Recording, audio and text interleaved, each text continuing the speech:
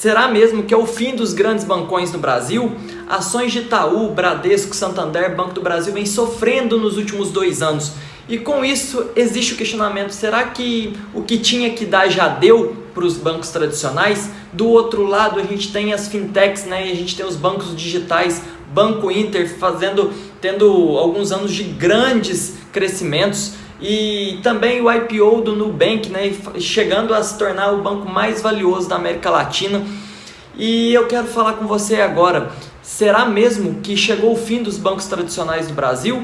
Ou será que nesse momento, em 2022, existe uma grande oportunidade no preço atual dessas ações? Então fica comigo até o final desse vídeo, que a gente vai dar uma visão geral e vai entender melhor todo esse contexto para 2022 e ver se existe uma oportunidade nas ações de Itaú, Bradesco, Santander e Banco do Brasil, ou se de fato não. Então fica comigo até o final.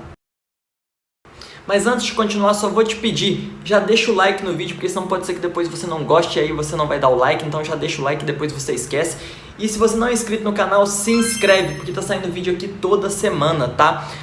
Escaladores, nos últimos 2 anos, as ações dos bancos tradicionais no Brasil, né? Quando eu falo tradicional, estou falando de Bradesco, Itaú, Santander e Banco do Brasil, sofreram bastante desde o início da pandemia, né? Onde teve uma queda geral. Mas o fato é que depois, a partir de abril de 2020, que o Ibovespa começou a se recuperar, os bancos não acompanharam, os bancos tradicionais não acompanharam essa subida. Enquanto do outro lado a gente tinha banco digital como o Banco Inter, né, o BID11, que chegou a subir mais de 100% em 2, 3 anos consecutivos, e os bancos tradicionais não, eles pararam.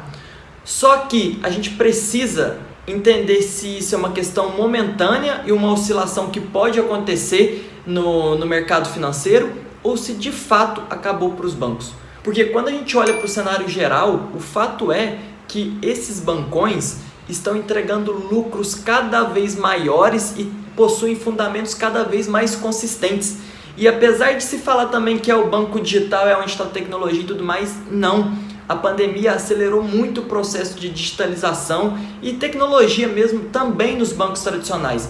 Não é à toa que todos esses bancos fecharam várias de suas agências e com isso estão conseguindo reduzir custo e otimizar, né, vários processos lá dentro. Com isso aumenta a eficiência e também aumenta o lucro.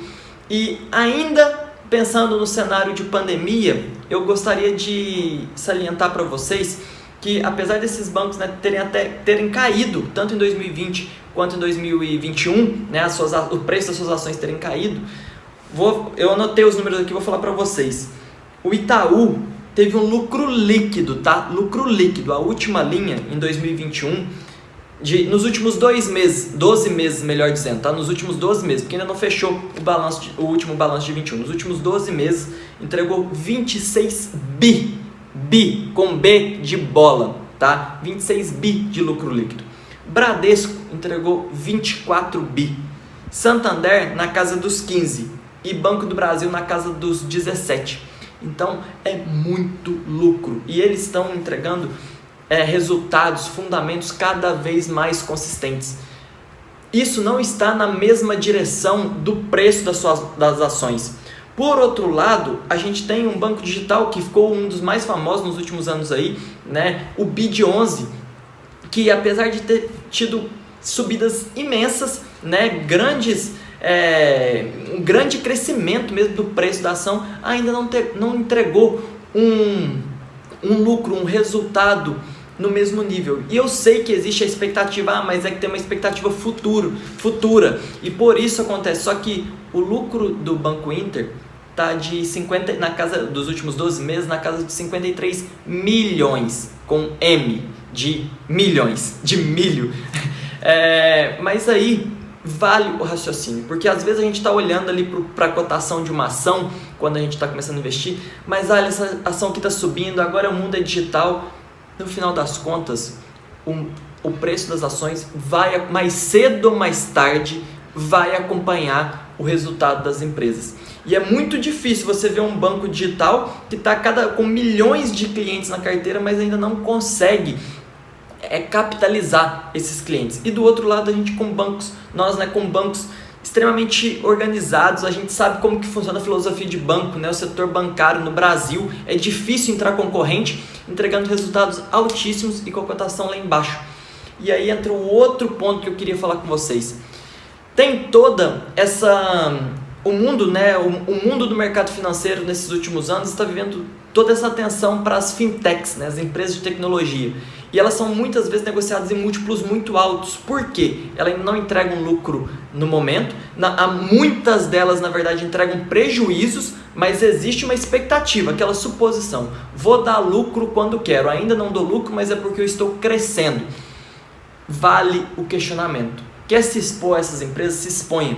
Mas tenha uma limitação. Sabe por quê? Porque teve toda essa exposição e crescimento das fintechs. E aí veio o cenário de juros alto, né? Ainda não é pós-pandemia, mas não é início, a gente não sabe se é meio, enfim. Nesse momento ainda de pandemia, que estava sendo quase pós-pandemia, mas voltou pandemia, e o juros está subindo. E não é só no Brasil, é no cenário global, tá? No cenário mundial. E aí, nesse momento, os grandes investidores, eles pisam no freio e eles começam a repensar posições. E aí muitas das vezes você migra o capital das empresas de crescimento, né, das techs nesse caso, que é uma expectativa futura. Porque como você tem uma expectativa futuro, mas você está pensando que o cenário de juros era baixo, o valuation daquela empresa aumenta. Quando os juros aumenta, automaticamente o valuation dessa empresa reduz. Por quê? Porque a dívida vai ficar mais cara, vai capitalizar menos, enfim, tudo vai dificultar mais e aí o valuation reduz. Nesse momento, por uma questão até de conservadorismo no mercado financeiro, os investidores começam a migrar, buscar empresas de valores, né? Empresas com fundamentos consistentes. Então pode ser sim, tá? Que seja um ano muito forte para os bancos tradicionais. Até porque além de todos esses resultados aqui, esses lucros gigantescos, agora que entra um cenário mais favorável para os bancos, no sentido, pensando assim, só na linha direta ali, do aumentar o spread. Por quê? Porque os juros aumenta, o banco empresta dinheiro a um juros maior. Com isso, a margem dele aumenta, porque antigamente, nos últimos 4 anos aí, a gente estava com um cenário de juros bem baixo, e agora não, está aumentando, e com isso vai aumentar ainda mais os resultados desses bancos. Então, na minha opinião, isso não é sugestão direta de compra, mas vale sim olhar para essas empresas com muito carinho, tá? Para os bancos tradicionais, porque estamos num momento que pode ser bastante favorável, até pelo preço que você tem a oportunidade de comprar essas ações agora. Agora presta atenção aqui, só para concluir esse vídeo.